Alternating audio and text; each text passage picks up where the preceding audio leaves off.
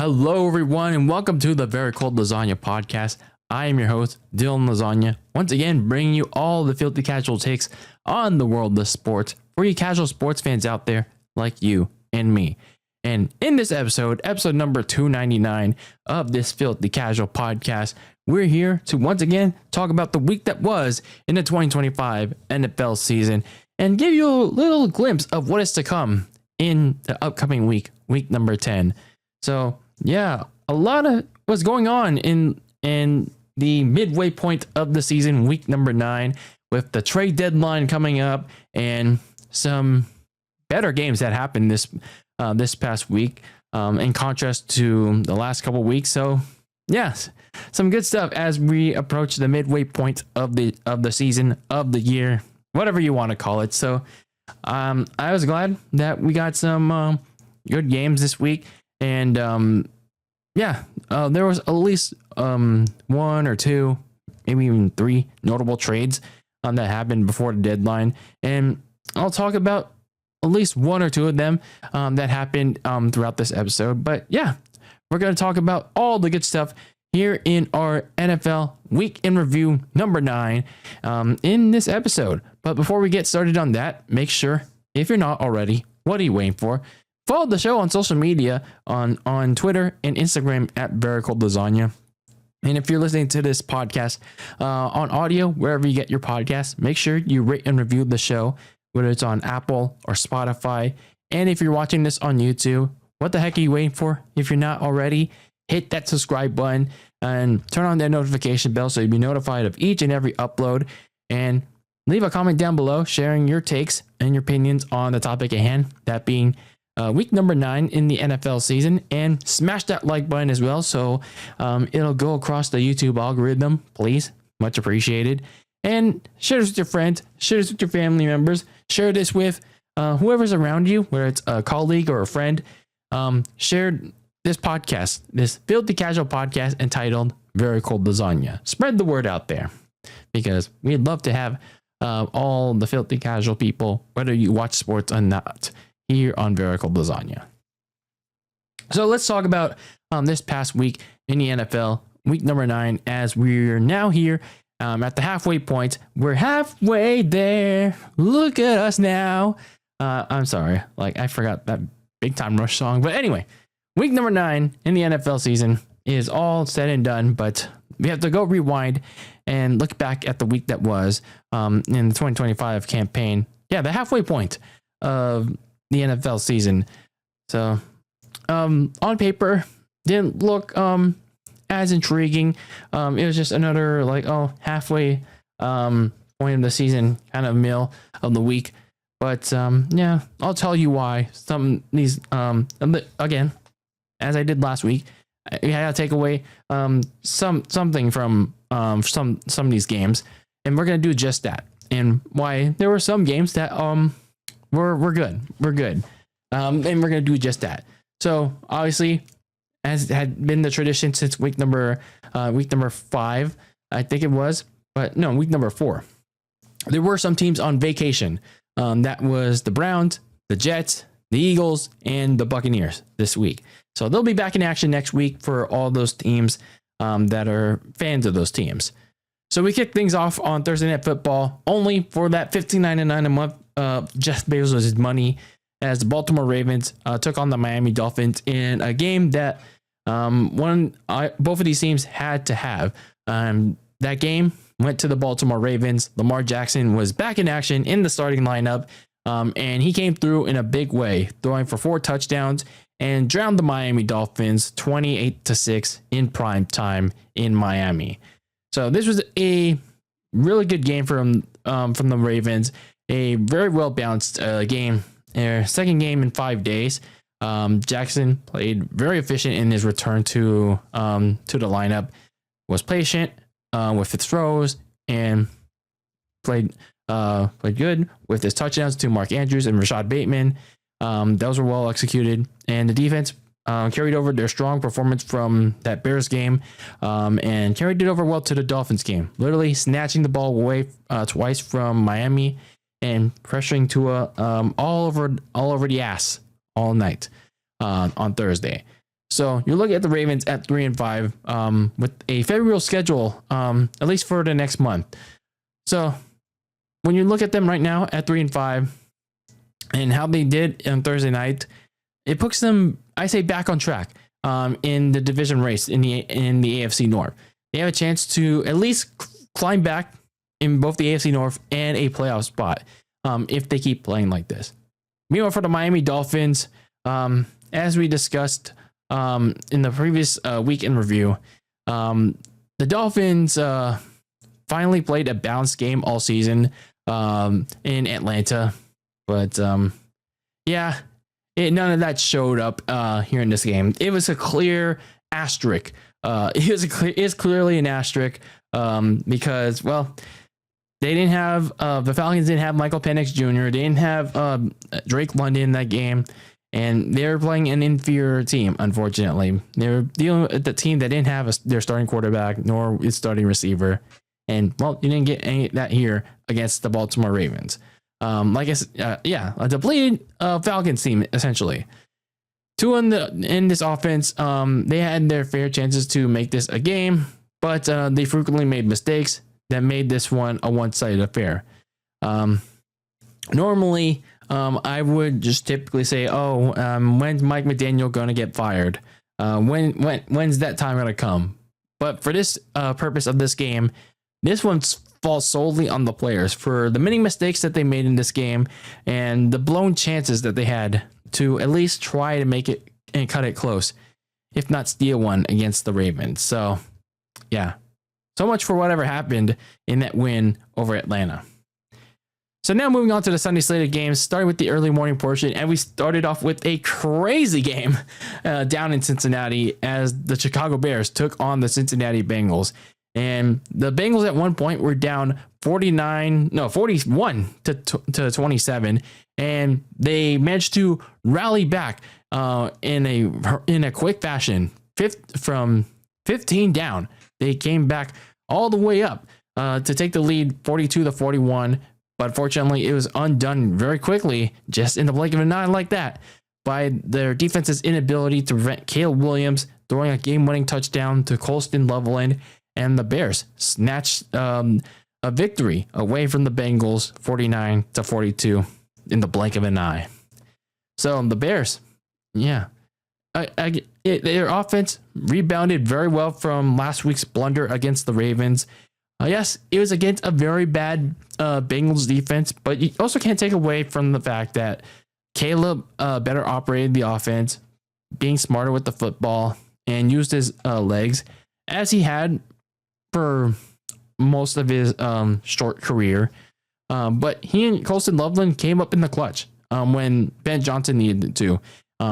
They came up with a really great catch and throw and catch for the game winner. Colston Loveland, he couldn't be stopped on the catch and run. So that is clearly going to be one of the team's big highlights of the year.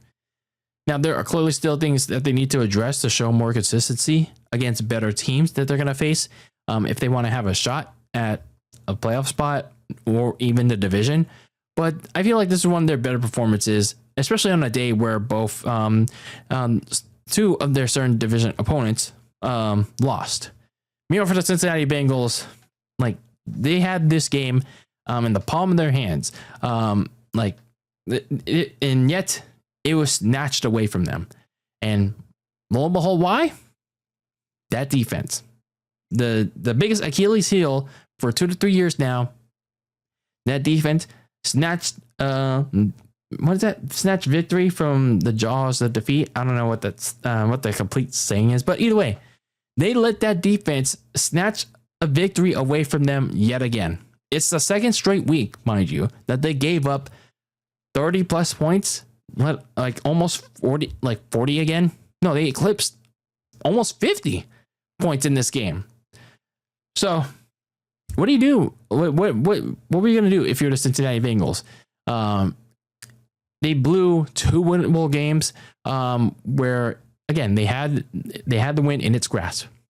So at 3-6, I said this to myself before the trade deadline. You had to sell. You got to blow up this defense because it needed a complete overhaul. You need to completely rehaul this defense. Like, ship everybody out. Yeah. Ship everybody out that deserved another chance on another team that could have made a better impact. Because whatever they were doing here in Cincinnati, it ain't working. That includes the defensive coordinator. Ship them out.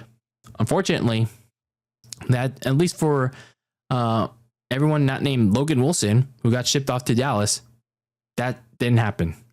So, yeah, enjoy the shitty defense, Bengals fans, because that's what's going to happen for the rest of the year. Meanwhile, down in Detroit, the Minnesota Vikings took on the Detroit Lions. Say that a million times. But unfortunately, it was not Detroit's day because J.J. McCarthy returned to the starting lineup, throwing for 3 touchdowns on the Lions. But it was the day of the defense and they stole the show by making big stops on the Lions offense in an upset 27-24. Yeah, that defense, they came like their season was on the line, and they were very physical, bullying Jahmyr Gibbs and David Montgomery, and that forced Jared Goff to do more, and that made the offense one-dimensional. And the Vikings defense took advantage of that fact, pressuring him up the ass, and so much so they sacked him a couple of times, forced a fumble on Jared Goff, and Jared Goff was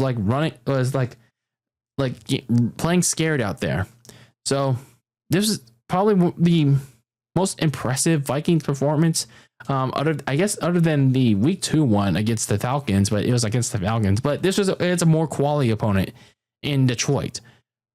Now they won't get a Lions team that was playing sloppy all day, but what they can do is try to carry over what they learned from this game, play some bully ball like they did last Sunday, and they got to keep playing like this for the rest of the season. Play like how they did against the Lions. Meanwhile, for the Lions, they got off to a early hot start. They're keeping pace with the Vikings. They were playing like normal, at least in the air in the first half when it was tied 14-all. But then things started to go slowly downhill after when Brian Flores started calling for blitzes for his defense, and Jared Goff couldn't handle the heat. And as I mentioned, the offense became one-dimensional when Jahmyr Gibbs and David Montgomery couldn't find anything. They got shut down by that Vikings defense. But even without that, those blitzes, Jared Goff was struggling behind a band-aid offensive line. He was making several shaky throws for much of the game that eventually put them in a hole that they couldn't catch up to. So this was the Lions' first dud since week 1 in Green Bay. So yeah, going into the next game against Washington, you're going to expect a lot of pissed off players going to that game, and a pissed off Dan Campbell.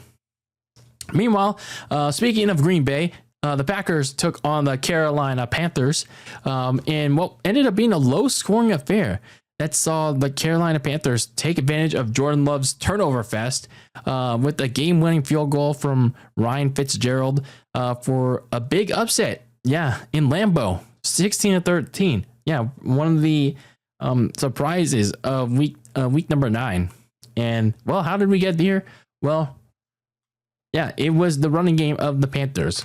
Initially, the torch was given back to starter Chuba Hubbard. He returned to the lineup from an injury, but he provided next to nothing. And Dave Canales was like, you know what? I gave the torch back to the wrong person. Let's give it back to the guy that he filled in for. Let's give it back to Rico Dowdle, the hot guy. So Rico Dowdle once again proved his worth of why he should remain the starter. And he plowed through the Packers with 2 touchdowns and plowed through their run defense. And he had the key run to set up Ryan Fitzgerald's game-winning field goal. So, yeah, the Panthers have been playing really solid football lately. Now, Bryce Young, he has been playing a little bit of cleaner football lately as well. But the offensive approach is pretty clear from here on out for Carolina. You got to feed the Dowdle. You got to let Rico Dowdle continue to start from here on out if you're Dave Canales. Meanwhile, for the Green Bay Packers, I mean, we could talk about how they played very down to their competition. We could talk about how Jordan Love kept on throwing punts throughout this game. But what's lost in the fact when I watched this game was the loss of Tucker Kraft, Jordan Love's top target. Tucker Kraft left this game to a very unfortunate injury, and that unfortunate injury ended up being, guess what? A torn ACL. That is very unfortunate. And he's gone for the season. And yeah, it drastically changes the offense. That leaves, a big gap in the middle of the field. And yeah, no one to go to, at least for right now, for Jordan Love. So now it's up to others like Romeo Doubs, the rookie Matthew Golden, who I haven't seen in quite some time, at least in the last game on Sunday night, and the recently returned Christian Watson. They all got to fill the void now that Tucker Kraft is gone. And yeah, you look at the NFC North division too, that the Packers are leading in right now. Sure, everyone but the Bears and the Vikings, they had a down day. But, it's not going to get any easier for the Pack either. Meanwhile, down in Houston, you had a key AFC showdown between the Denver Broncos and the Houston Texans in what was expectedly a defensive battle. But Bo Nix led another late surge in the fourth quarter, leading the way for Will Lutz to hit the game winner over the Texans 18-15. And yes, fourth quarter magic struck again for the Broncos. Bo Nix got his team out of that defensive funk, that battle, mind you. He led the team to an 11-0 fourth quarter run, got an early touchdown to RJ Harvey, and late in the game, in the 2-minute drill, a downfield drive got Will Lutz like I said, the game winner. And yeah, you're looking at Denver right now, reaching the midway point of the season. They're learning a lot about, how to win games, whether it's, these clutch moments. And recently in the other two games against the Giants and the Cowboys, how to operate on offense. Now, granted, they still have some inconsistency on offense, but in this game, it was kind of granted because Houston's defense is good. But, they're hitting on most cylinders right now. Again, they just got to play more consistently, as they have some important games coming up against the Raiders and the Chiefs as they try to get a grip on the AFC West. Meanwhile, for the Houston Texans, it is apparent that this win over the Niners last week was a clear asterisk.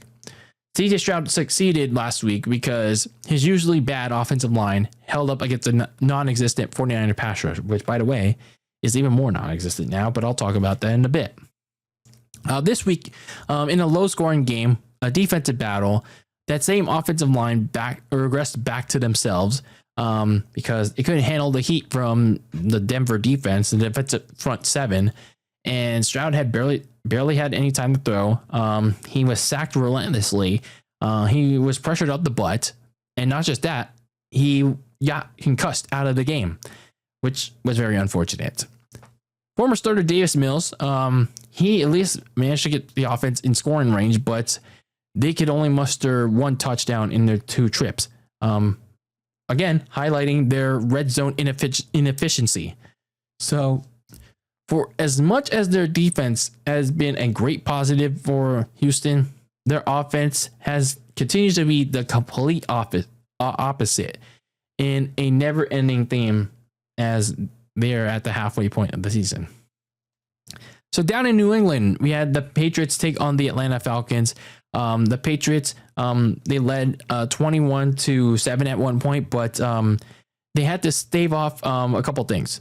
2 turnovers from Drake May and a second half comeback from Michael Penix Jr. and the Falcons to beat them out 24-23, and a little bit of a nail biter for them.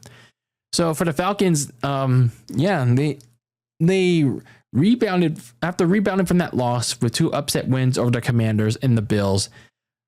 Man, they've fallen off pretty hard in the last what are we at 3 weeks now.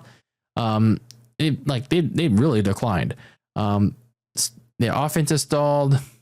Injuries, and then a lot of blown opportunities. This week, it was the latter, the missed chances. They managed to come back from a 21-7 deficit thanks to some really good defense and a better offensive performance thanks to Michael Penix Jr. and Drake London coming back. But again, just one too many mistakes here and there, including the missed extra point from Parker Romo, which, by the way, led to him getting cut by the team. And now they're on their 3rd kicker. One significant mistake ended up to a guy getting cut. So this season is trending downward real fast for Atlanta. And if they want to see any positive momentum going out of their bye and after their next game, they have to play better on both sides of the ball. But that may not happen after their trip to Berlin next week, and then before the bye week. Meanwhile, for the New England Patriots, it looked like Drake May and company were on their way to a smooth, seamless victory with that 21-7 lead in the second quarter. But things were slowly falling apart with the strip sack from Drake May, and the Falcons just managed to take control in the second half until they didn't with those mistakes, and the Patriots managing to convert a big 3rd down to ice the game. Resilient. These Patriots continue to find different ways to win, whether it's via blowout or close, tight ones, whether it's from behind or holding off teams.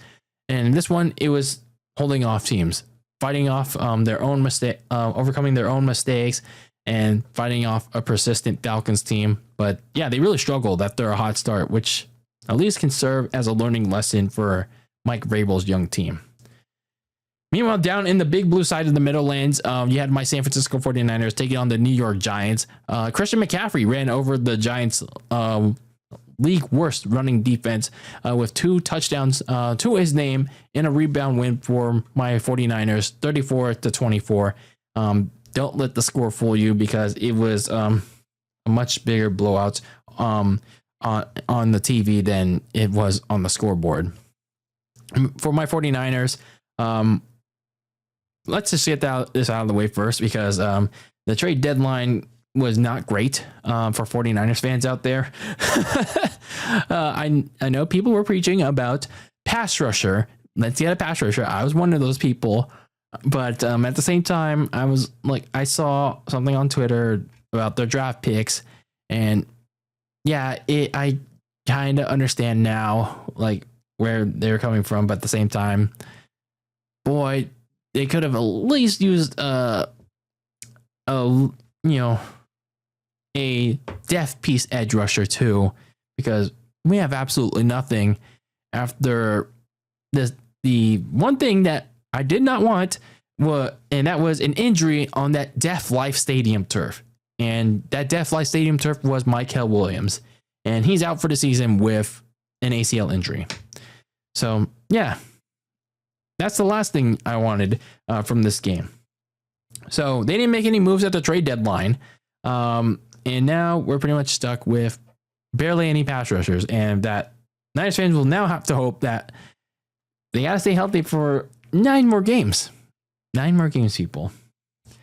But looking at the game itself, if you want a silver lining, aside from the lack of moves at the trade deadline and, Michael Williams tearing his ACL on that Deaf Life turf, let's talk about Brian Robinson.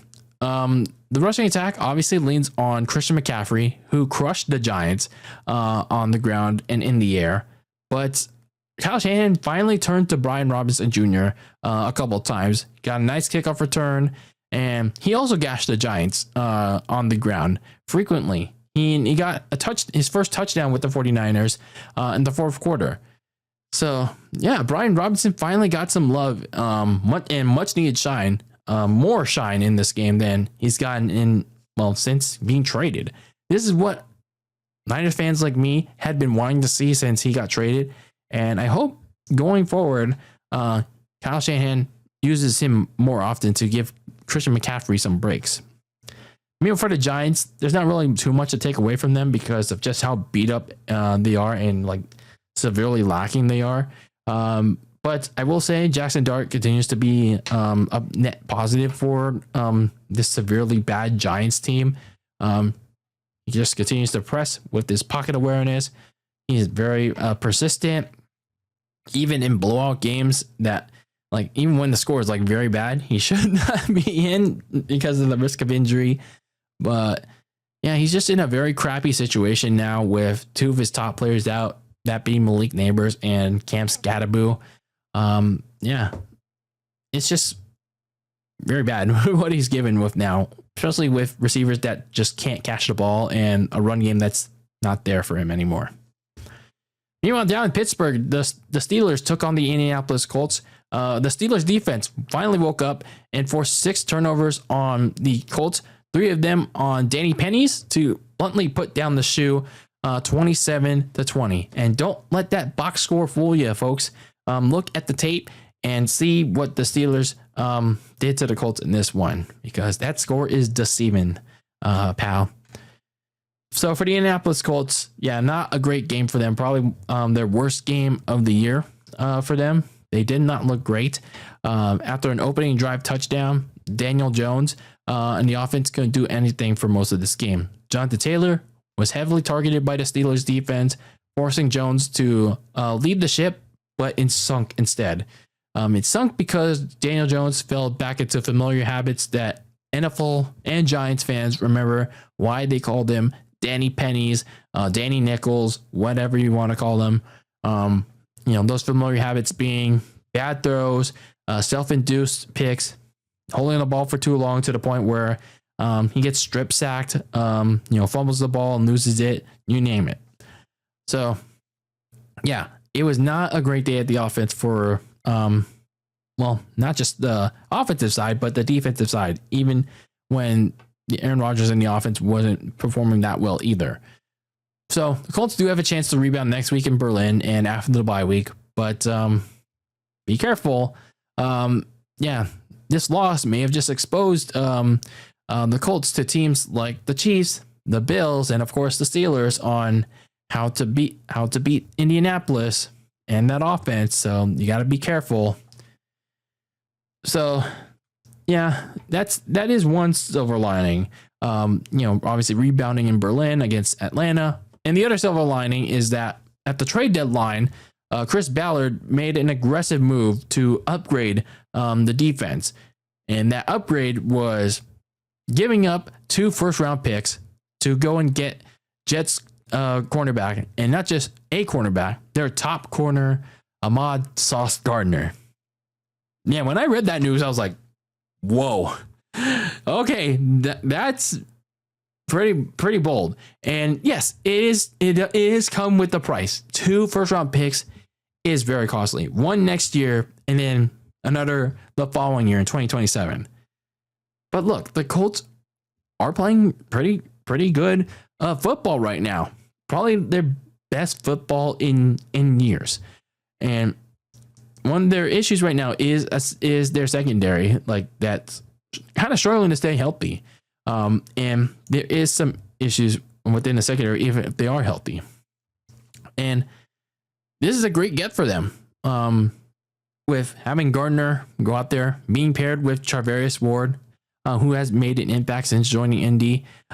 So yeah, having that pairing of Sauce Gardner and Charvarius Ward, it should be a great help for a secondary that has been kind of on and off for much of the season.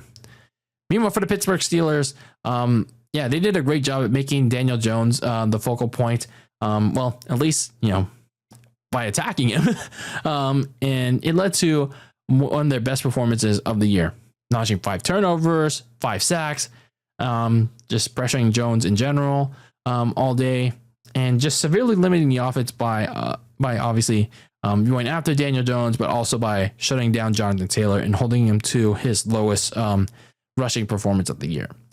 They have a chance to repeat that success against a banged up Chargers offensive line that just lost both of its starting tackles for the year. Mainly its left starting tackle again in Los Angeles next week on Sunday night. Speaking of the Chargers, the LA Chargers went out to Tennessee to take on the Titans. Justin Herbert threw for 2 touchdowns and ran for 1 to help the Bolts overcome an early slump against the Titans, 27-20.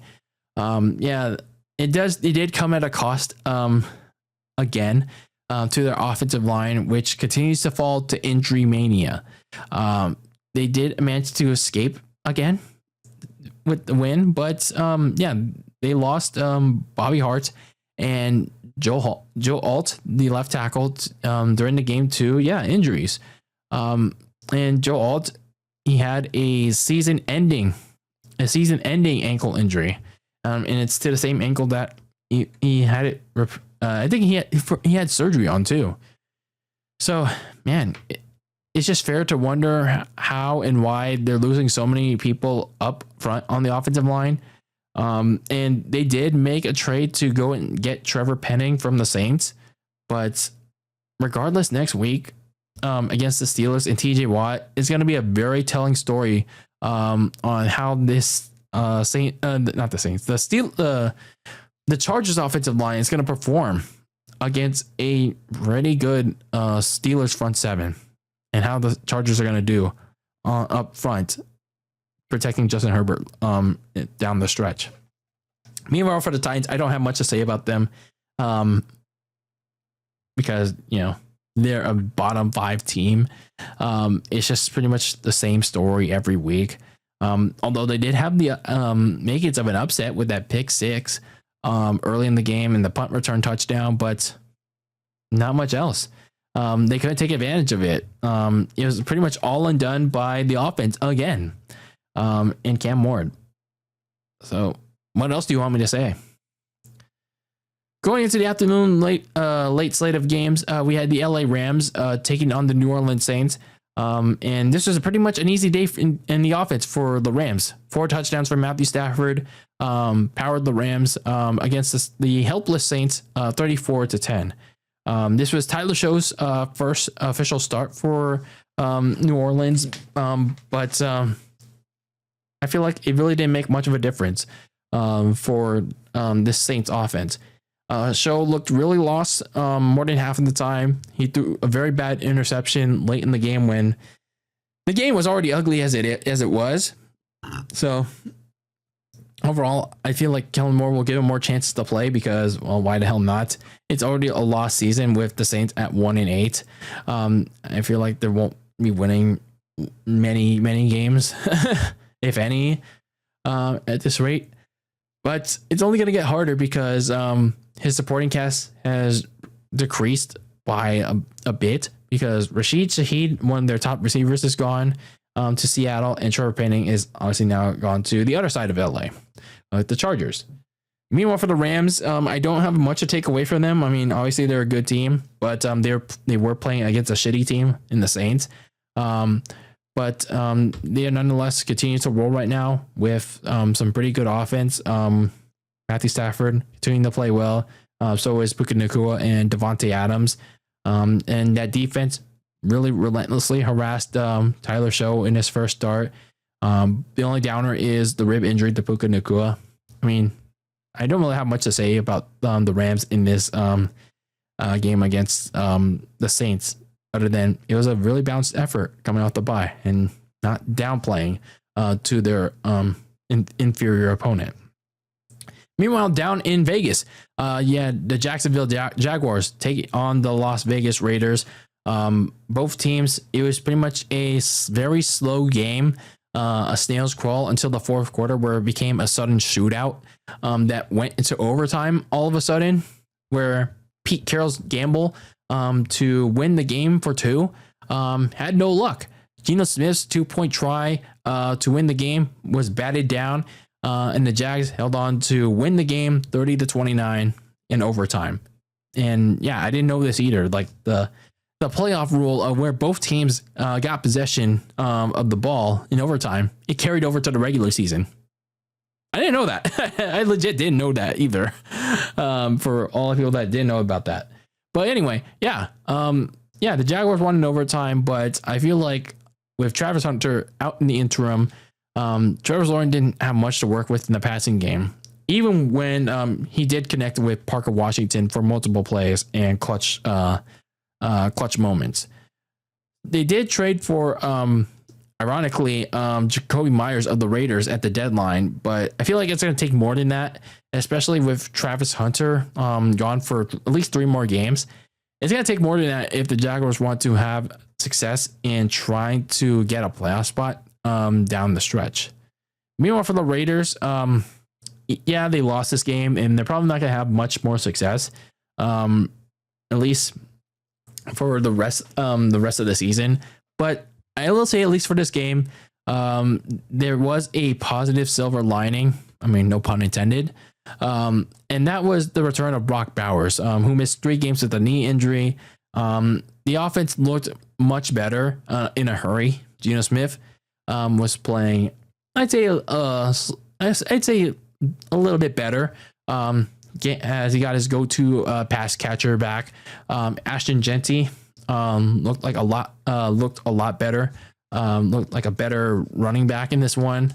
Nearly getting 100 yards, but looked really good in this one as he got a touchdown, a receiving touchdown in this game.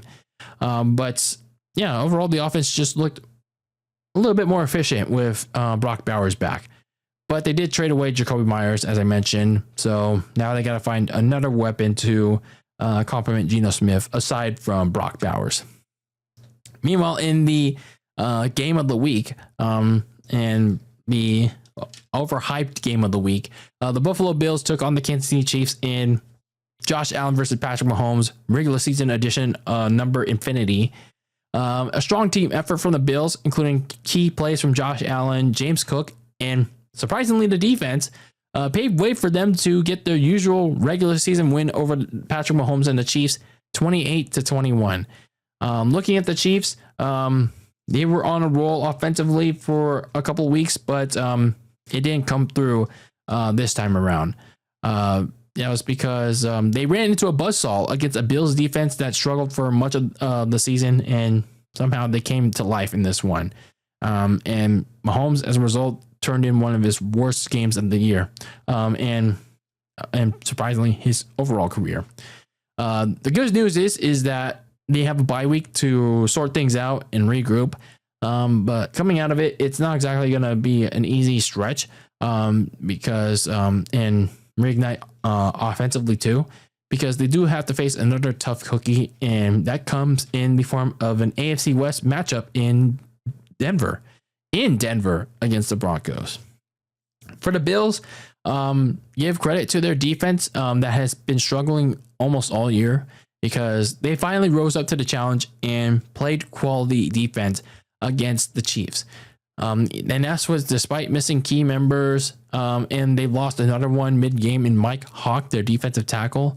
But this unit still sacked Patrick Mahomes 3 times, and they were baiting him into a lot of bad passes and a few critical mistakes that changed the game in their favor. Christian Bedford also made a touchdown saving tackle that was also a difference maker, while rookie Maxwell Harston picked off Mahomes and broke up his final pass to seal the win for the Bills. Now, it's only 2 games where the Bills has played much better defense coming out of the bye, but this unit has looked good in doing so and could be better if it gets some of its key guys back.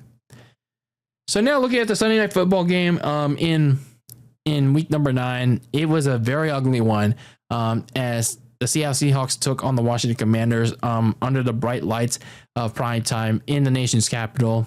But not great in DC as Sam Darnold and the Hawks offense flew all over the Commanders very quickly, taking a 31-7 halftime lead and never looking back, blowing out the Commanders 38-14. I'll talk about the Commanders real quick, but I want to talk about the Seahawks side of things. Complete game from the Seahawks. The absolute best game all year. The defense silenced all of Jayden Daniels' options, and they barely let him run. Constantly forced him on the run all game, but it was Sam Darnold in the offense that lit up the show. And again, very quickly, Torrey Horn had half of Seattle's touchdowns, but Jackson Smith-Njigba continues to emerge as Sam Darnold's top receiver in the offense. And yeah, that offense is finding its rhythm at the right time, heading into an important stretch.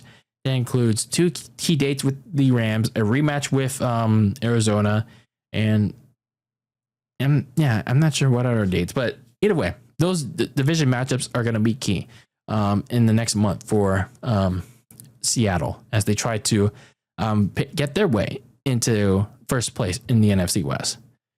Meanwhile, I have a lot to say about the Washington Commanders because what the fuck were they doing in this game? Especially late in the game.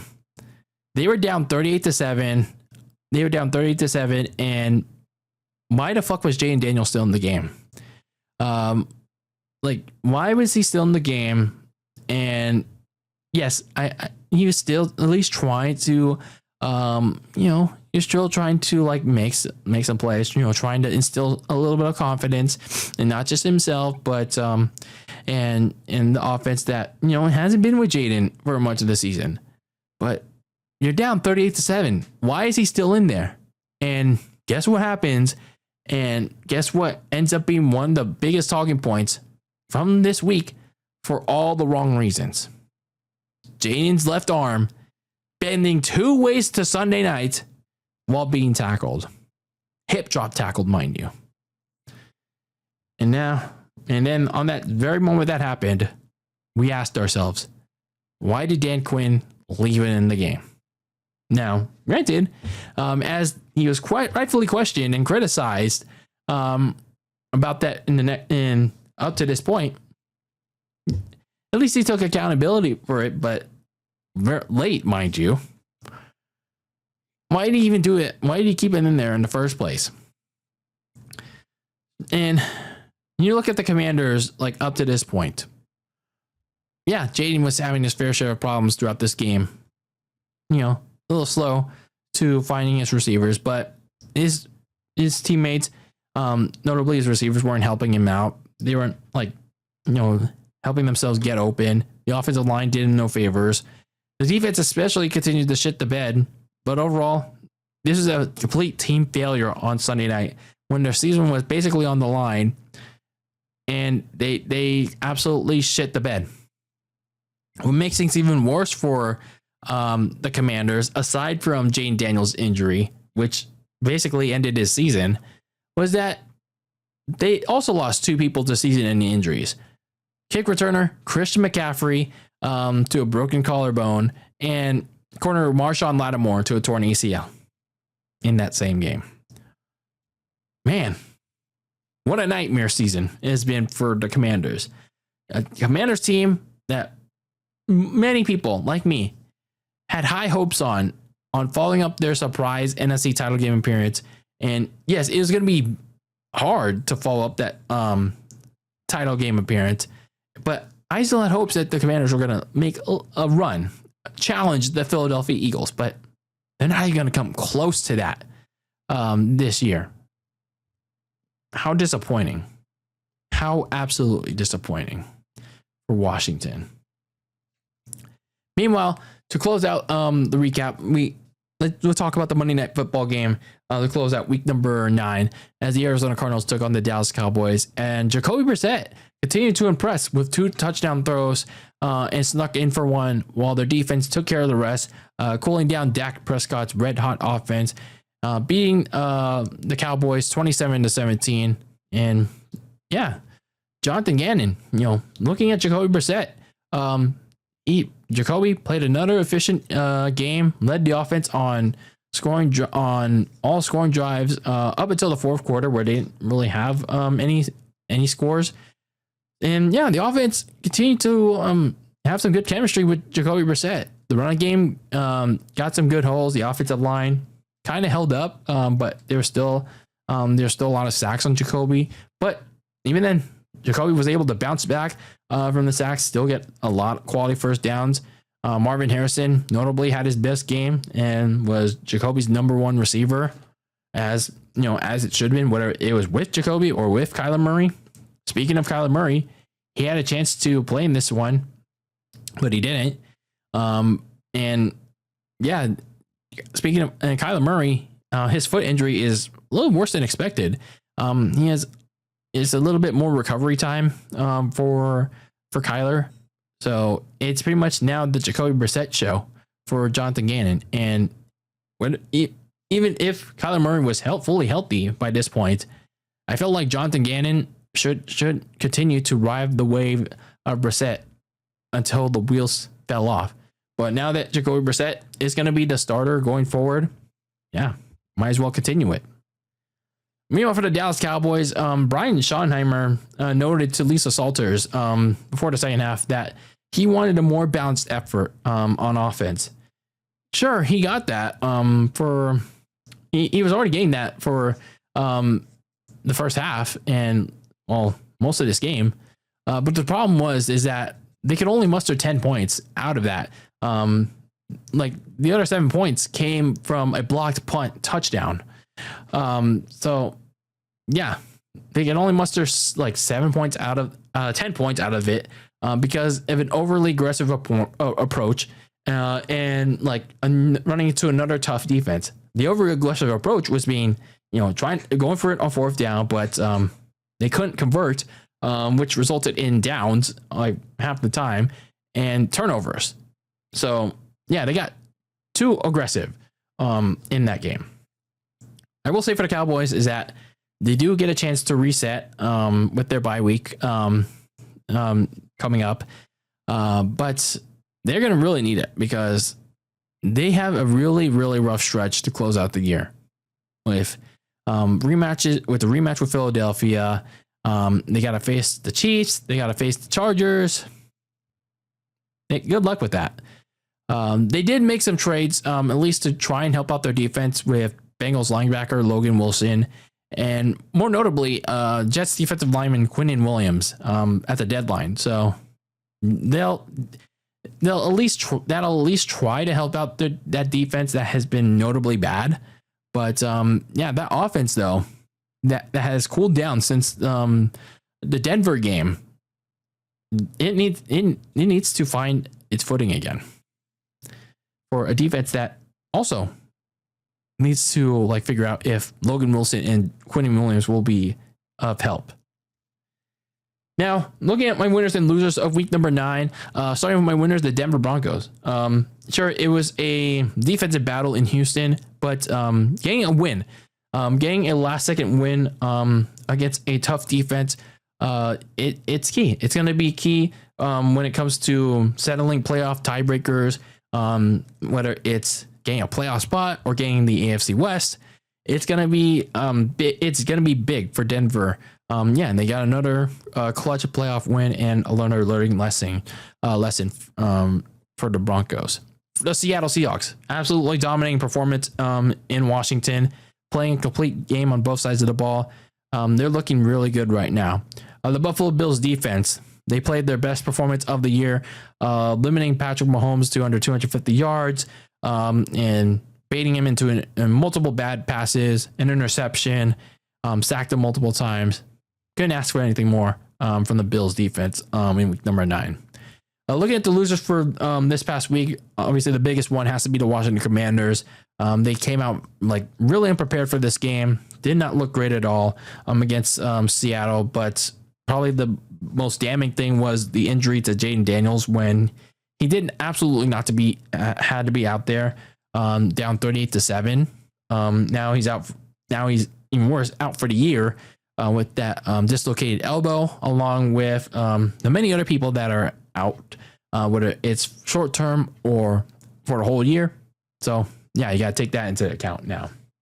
And then the Green Bay Packers, you absolutely came out absolutely flat against the Carolina Panthers. Jordan Love makes one too many mistakes, airballing punts that converted into like at least one interception, and then you let Carolina go ahead and get the game-winning field goal.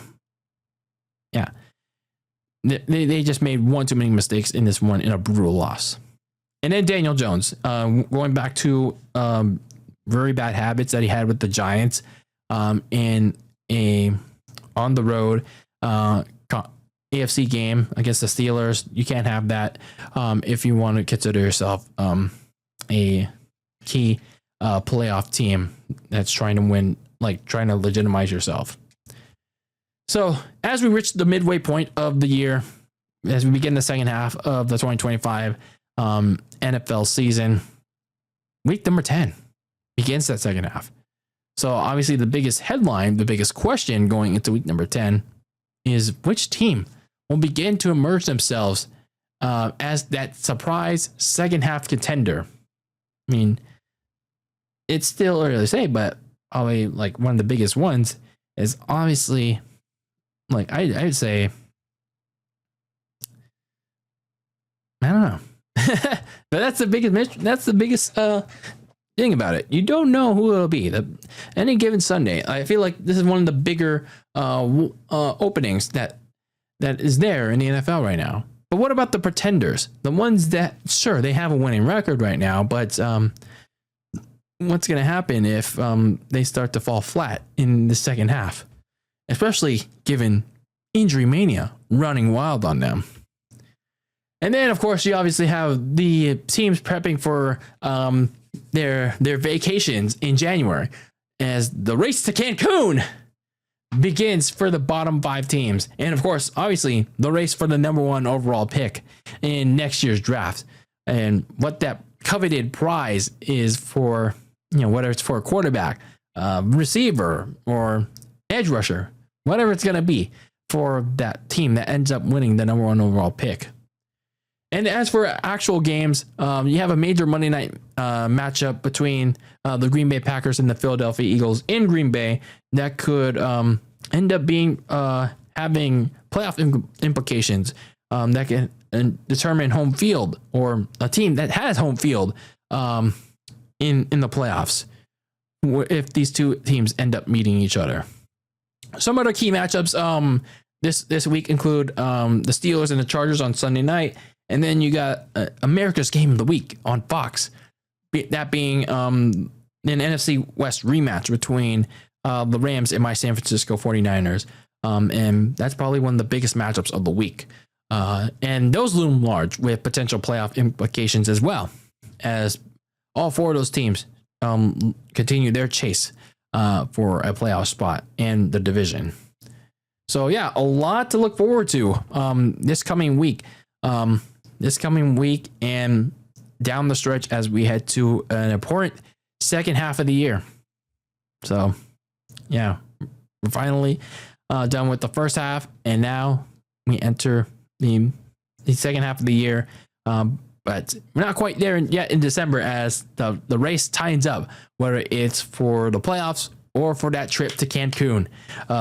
Those teams ready to pack their bags and, lounge, thinking about, what could have gone better, or maybe we're just enjoying that fact that we're getting a number 1 overall pick that we're either gonna do good long term with, or we're just gonna tank with in the next several months or years.